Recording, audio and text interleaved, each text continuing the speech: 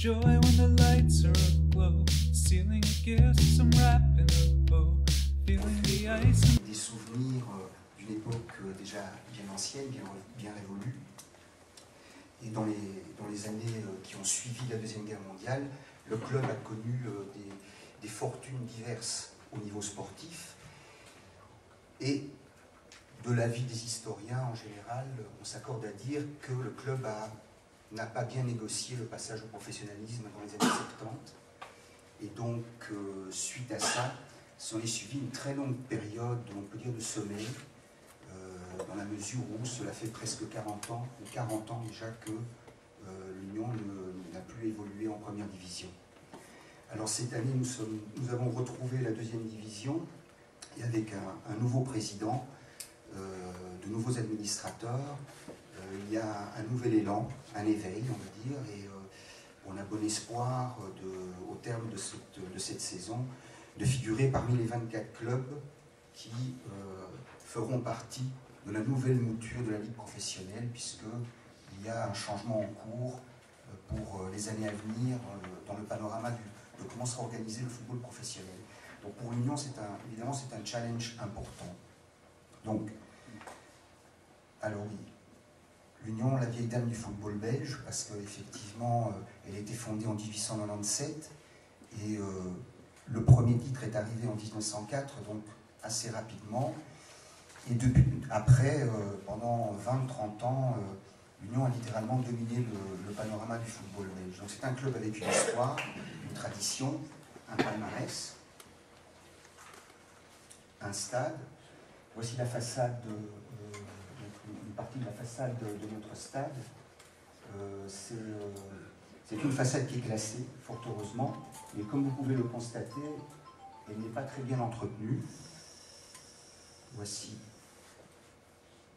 une image récente d'un match, un jour de match il y a quelques semaines. Et voici comment devrait être la façade, c'est-à-dire comment elle devrait resplendir si elle était nettoyée, quoi. Donc, j'ai pris cet exemple parce que, effectivement, je vous ai parlé de l'histoire du club et de sa tradition, et donc des succès, du palmarès, de la renommée du club qui est toujours présente. Mais à côté de ça, paradoxalement, depuis maintenant très longtemps, les archives et le patrimoine du club ont été laissés littéralement aller à l'abandon. Donc une des raisons, c'est certainement qu'au milieu des années 70, il y a eu une faillite, et le club a failli disparaître, effectivement. Donc, suite à ça, comment dirais-je, il y a eu une très grande dispersion du patrimoine, des coupes, des trophées, des fanions. Pendant plusieurs semaines, les gens rentraient, comme on rentre, je ne sais pas comment on peut dire, dans n'importe où, et prenaient tout ce qu'il y avait à prendre, on va dire. Donc une grande partie du patrimoine a été dispersée, a été perdue. Et ensuite, pendant des décennies, ce qui restait, les archives, ont été littéralement abandonnés et relégués à la cave dans les sous-sols du stade. Ça aussi, je trouve que c'est une belle image, quoi. Et pour prendre un exemple concret, oui, voilà le rôle des supporters. Donc, à un certain moment, il y a à peu près 15 ans, l'un de nos présidents, le président Ravasio, président de l'époque, pour essayer un peu de réveiller le club de sa torpeur, a décidé d'impliquer plus les supporters dans la vie du club, donc dans plusieurs aspects de la vie du club. Il se fait que, par exemple, moi et d'autres amis, nous étions très intéressés à l'histoire, à la mémoire du club et à son passé. Et donc, nous avons accepté d'essayer de retrouver, de reconstituer le patrimoine du club. Donc, dans un premier temps, donc, je parle de l'urgence d'intervenir, la valise, vous allez voir. Donc, dans un premier temps, nous sommes allés dans ces caves et nous avons littéralement creusé dans, je ne sais pas expliquer, la boue, les gravats, les pierres, la poussière, pour essayer de retrouver des coupes, des fanions, des médailles, des vieilles photos. tout était laissé littéralement à l'abandon, à tel point que dans ce travail, je dirais vraiment de creuser main nue, nous avons retrouvé une valise avec un équipement complet des années 30. Et ensuite, nous avons identifié cette valise et cet équipement comme étant celui qui avait appartenu à Jules Papart, capitaine de l'Union dans les années 30. Et donc, ça aussi, ça fait partie de la tradition et de l'histoire du club. Et c'est pour ça que c'est un objet symbolique. C'est que Jules Papart était le capitaine de ce qu'on appelle l'Union 60. Pas parce qu'elle évoluait dans les années 60, mais parce que de 33 à 35, elle a disputé 60 matchs de championnat de première division sans connaître la défaite. C'est un record encore aujourd'hui inégalé. Donc vous comprenez bien que même par la suite, récemment, les dirigeants du club, des présidents, se sont toujours, comment dirais-je, vantés de ce record et de l'Union 60, l'Union 60, l'Union 60. Et puis en fait, voilà où était la valise du capitaine de l'Union 60, enseveli sous les détritus dans les caves du stade Maria. Voici le maillot. Donc les photos ont été prises quelques jours après qu'on ait récupéré l'équipement. Donc ça c'est le maillot du capitaine, donc le maillot historique de l'Union 60. Et voilà, donc face à ça, il est évident qu'un supporter d'abord a une très grande émotion, parce que lorsqu'on est passionné par un club, on est passionné par son histoire, se retrouver devant ce genre de souvenirs, c'est quelque chose de très émotionnant, bien entendu. Mais aussi après l'émotion, on s'est rendu compte, mais si on n'intervient pas, et de manière très urgente, tout ça risque de disparaître. Parce que l'état dans lequel c'est, je ne vais pas dire conservé, parce que c'est pas non conservé, mais il faut intervenir. Donc à ce moment-là, dans un premier temps, on a essayé de sauver tout ce qu'on pouvait. Donc déplacer tous les objets, les trophées, essayer de les regrouper. Aussi toutes les archives papier, parce qu'il n'y a pas que des coupes et des trophées dans l'histoire d'un club, dans la mémoire d'un club.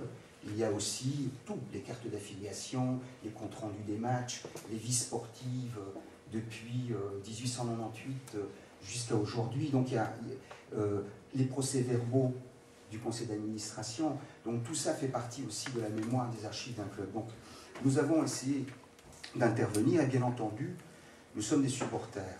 Donc nous ne sommes ni historiens, ni archivistes de métier. Et donc nous l'avons fait de manière un peu autodidacte. En tout cas, dans un souci d'abord de préserver, de conserver, de sauvegarder ce qui pouvait l'être. Ensuite, on s'est mis à rechercher éventuellement les pièces qui étaient manquantes, en essayant aussi de mettre en œuvre une politique d'acquisition assez active auprès de fonds privés, de donateurs, en essayant de contacter d'anciens supporters, d'anciens joueurs de l'Union, d'anciens dirigeants, qui pouvaient peut-être compléter les archives qu'on était en train de reconstituer. Donc, rechercher, sauvegarder, classer, et puis bon, on arrivera après à diffuser, c'est-à-dire partager ce qu'on avait découvert, ce qu'on avait trouvé. Bon, ce travail est encore en cours d'œuvre. Ça fait une dizaine d'années à peu près que nous sommes occupés, quoi. Donc, voilà quelques objets. Bon, par exemple, ça aussi, nous les avons trouvés vraiment par hasard. Ce sont des boutons de manchette offertes par l'AC Milan en 1919 à l'Union Saint-Gilloise. C'est du Pierre Cardin, dans un coffret Pierre Cardin. Et donc, puisque le stade est inauguré en 1919, et c'est l'AC Milan qui était venu pour l'inauguration du stade. Donc voilà, c'est le genre d'objet que nous avons retrouvé dans ces caves. Un fanion. L'Union a participé après-guerre à la Coupe des Villes de Foire, à plusieurs éditions de la Coupe des Villes de Foire. Ça, c'est une coupe offerte par, il me semble que c'est Hearts, le club écossais. Bon, ça c'était pour donner un exemple aussi de ce que nous avons retrouvé, donc aussi pas uniquement des trophées, des coupes des fanions, mais aussi donc tous les cartes d'affiliation, tout ce qui peut permettre de reconstituer la mémoire du club. Alors, dans la valorisation du patrimoine, parce que ça c'est un autre aspect qui est important auquel nous nous sommes attachés, il y a des publications, il y a le fait d'avoir mis en place mis en ligne d'abord un blog historique pour essayer de commencer un musée virtuel. Ensuite, maintenant, nous avons une page Facebook consacrée aux archives et qui nous permet aussi de rentrer en contact, en relation avec beaucoup de gens qui, grâce à ça, nous contactent et nous proposent des souvenirs qui appartenaient à leurs grands-parents ou à leur père. Enfin, donc ça, c'est très important. Et lorsque c'est possible, nous organisons des expositions. Donc là, nous en avons organisé une pour les 110 ans du club, donc il y a quelques années déjà, en 2007, à la Maison Pellegrims à Saint-Gilles. Donc, et nous avons essayé d'exposer un peu ce que nous avions conservé et retrouvé au niveau coupe, au niveau fanion, le drapeau du club qui date de 1923. Une exposition avec des panneaux d'exposition qui retraçaient un peu toute l'histoire du club. Et donc on a exposé aussi l'équipement de Papart qui n'a pas encore été restauré. Et ça, j'y viendrai dans le prochain point.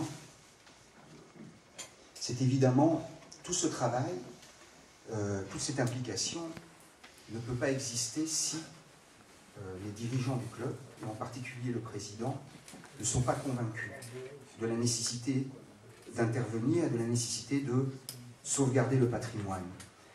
Ça paraît banal à dire, mais nous avons connu plusieurs présidences et tous, au niveau des mots, étaient très disponibles.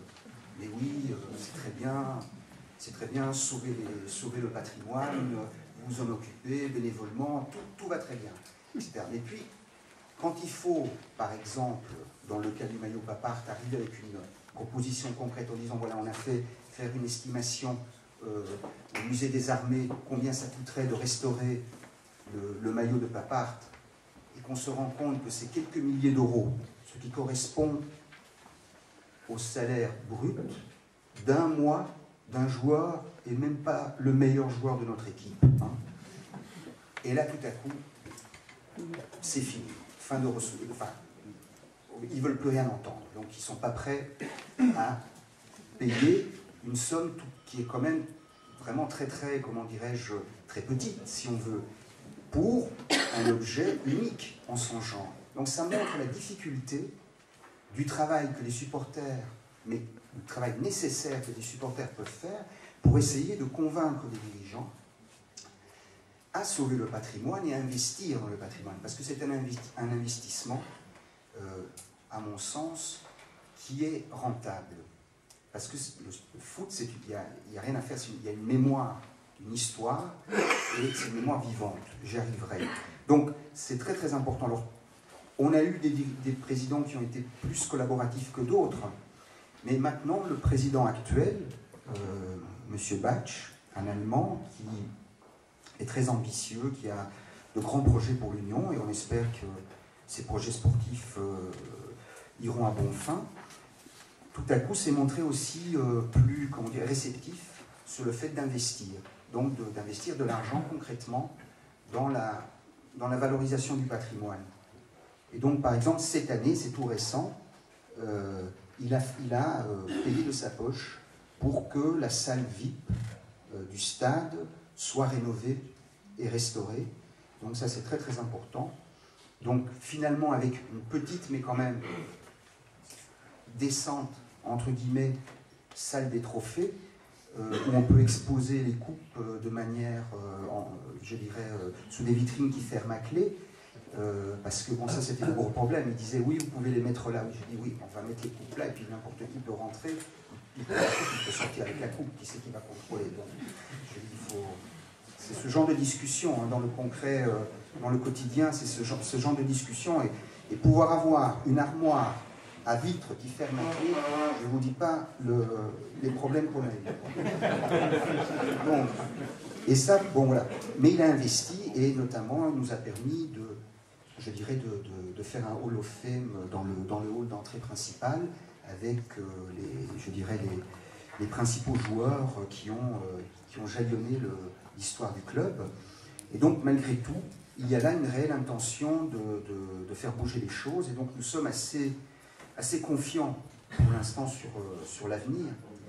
Et les défis à venir, c'est pas uniquement de continuer ce travail de recherche sur la mémoire, de sauvegarde, mais c'est aussi, comment dirais-je, c'est une mémoire vivante. Donc, c'est très important de donner à voir, de donner à lire, de donner à regarder, de donner à écouter le patrimoine, l'histoire. Parce que c'est comme ça qu'on continue à le faire vivre. Et donc là, les supporters, évidemment, ont un rôle très très important. Et donc, un des projets que nous sommes en train de mettre en place pour l'instant, qui est aussi un projet qui a une certaine urgence, c'est celle de recueillir, de faire une sorte d'archive sonore en recueillant les témoignages, pas uniquement des anciens joueurs ou des anciens dirigeants du club, mais aussi des supporters. On s'est quand même rendu compte qu'il y a un phénomène au football qui est très très important, je trouve, dans l'identification que les supporters ont par rapport à leur club de foot, et dans ce lien passionnel qu'il y a, c'est le fait que c'est une mémoire qui se transmet de génération en génération. Donc en tout cas, à l'Union, cette chose, vu que 40 ans sans jouer en première division, forcément le public c'est fort restreint par rapport à l'époque où il y avait 25-30 000 personnes au Parc du Dec. Maintenant, il y en a 1500, 2000, c'est très bien.